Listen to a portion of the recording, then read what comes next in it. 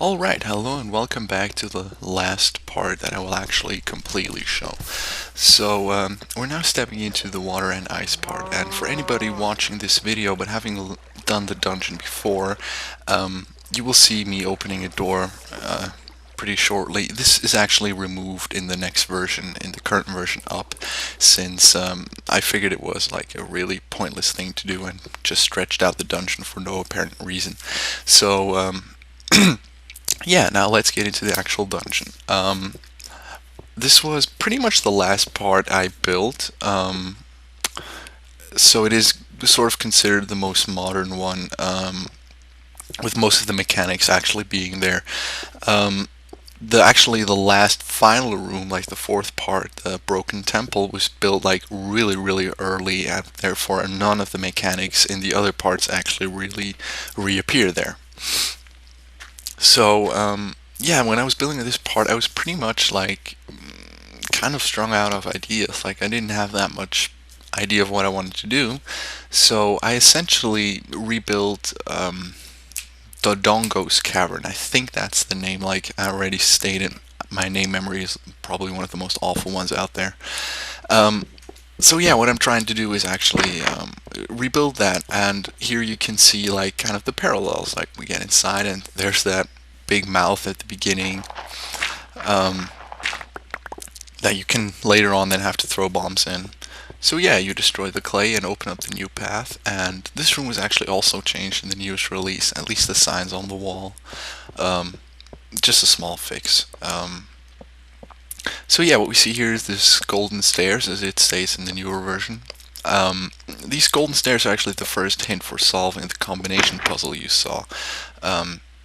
It's at the end of each of these tubes, there's a button, and by pushing that button, you activate, by pushing these buttons in the right order, you activate the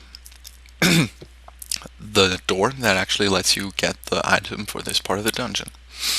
So we're off to a small minecart ride, and like I said, you'll find a lot of the correct combination is the one you need, and the hint was this bridge is the first hint. So there's actually two ways to get the correct combination, one which I actually don't really count on people finding, since it is rather cryptic.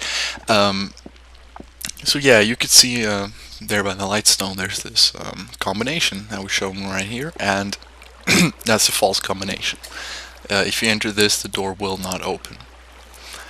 So yeah, it's essentially my take on the water dungeon, this part. Like, I wanted to do something with like central around water, and it pretty much turned out to be this elevator like room, and one room later on that you will see. Yeah, essentially it was my take on the water dungeon, since I really liked that. And actually for version number 2, which I'm not like working on in a very lazy fashion,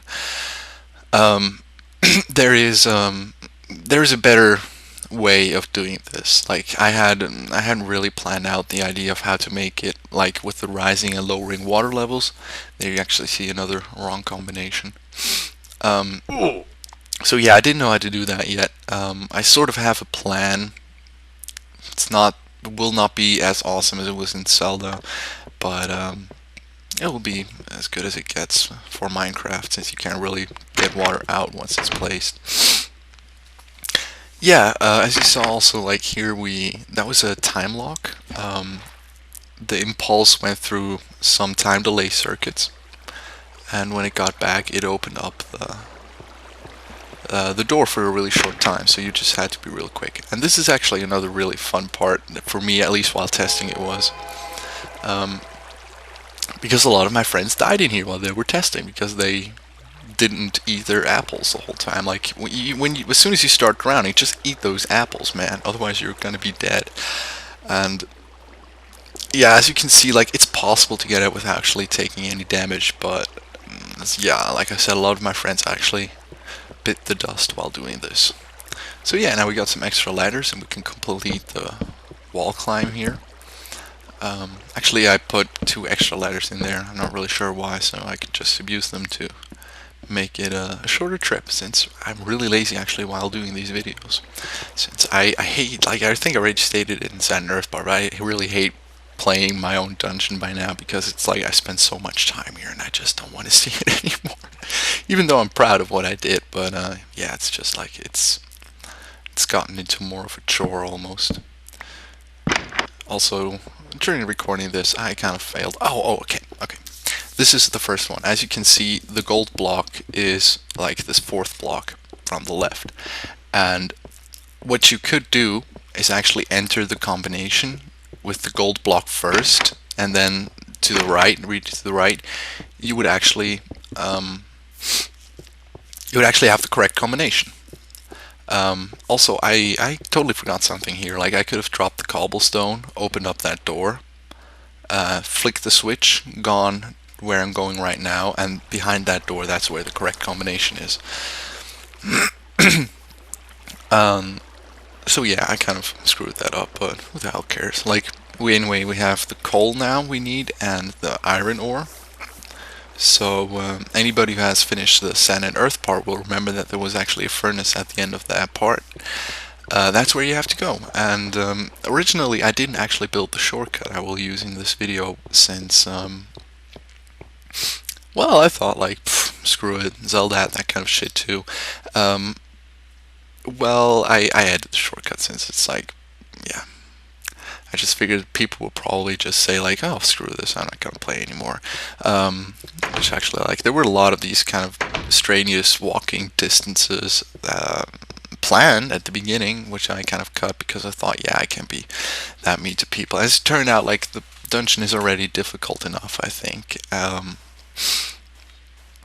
Also, something I'd like to mention, like, while I'm just walking around here, I am currently working on version 2, like I stated, and I've recently looked into the AdventureCraft mod, and it's actually the mod was almost made for this kind of dungeon.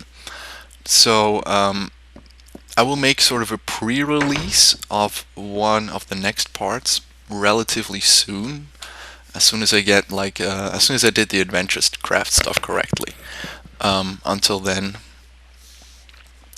I will kind of still try to get that stuff right. But yeah, what I want to say with this is, actually, once I release that, I would like to kind of like hear some feedback from people if they would prefer it to be with AdventureCraft, or rather like classic. I will release both versions of the dungeon, and yeah, like you can see here in the video right now, you just have to smelt the iron, get the iron block, so you can build the bridge back in the water part. So yeah, what I was just wondering, because it is, like, to me, it's sort of an annoyance factor actually having to download AdventureCraft to do the maps. It's kind of what I liked about this dungeon as well, that you could just download the world and play it straight away, and you didn't have to have anything else. But the AdventureCraft mod would add, like, bombs, all kind of like boomerangs and stuff, just items that are iconic to Zelda, and it would make make the dungeon a lot more Zelda-like if I would use it and actually get the whole mechanics to work out properly.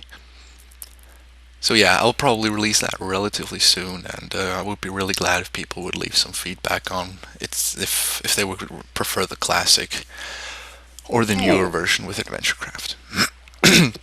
Alright, so we got the iron blocks, and at this point, like I stated before, I kind of screwed up. I could have done what I'm gonna do a little earlier. I could have thrown the cobblestone in there and actually gotten the right combination and gotten the items for this part of the dungeon, which are the bombs, essentially. And, well, it's actually TNT, but still.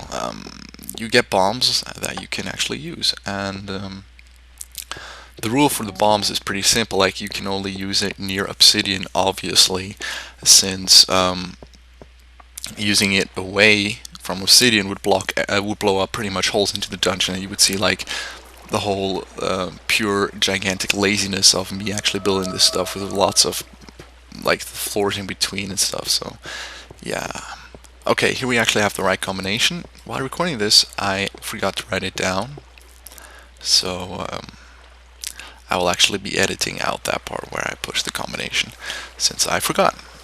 And yeah, who cares anyway. Yeah, like I said, like you can only use the bombs near obsidian to just not blow the whole thing up and only blow up the parts you're supposed to. And pretty much like everything requires only one bomb. It can be done with one bomb. Um, I will definitely like next time I give bombs as an item, I will give you a shitload more stuff to blow up because I personally that's like my favorite thing in the world in video games, blowing stuff up. It's just so much fun, and I know I'm pretty sure at least a lot of people share that. So yeah, um, yeah, here we go. We're back in the room. We actually now know the correct combination, and it's a matter of finding the correct tube that leads to the correct button. And like I said, I didn't play this part for quite some time, so I'm kind of lost as well. I'm not really sure which I really have to take every time. But yeah, and one more thing, big thank you to a friend of mine who helped on this part. His name is Optimus, and he's actually the one who designed this switch system. The one with the combination lock. I'm not sure if he designed it all by himself. Like I think he did like 90% of the thinking on his own. And we actually used this combination lock to kind of guard our entrance to like the general storage area. And yeah, so he's pretty much the genius behind this, who made this possible. And yeah, yeah, big thanks to him because he actually then went by and helped me out with installing this. I was trying to copy it, but it was just like, oh, this doesn't work at all. So yeah, he's the genius behind that. All right, I guess we can finish the first part here, and we'll see you in a few seconds in the next part.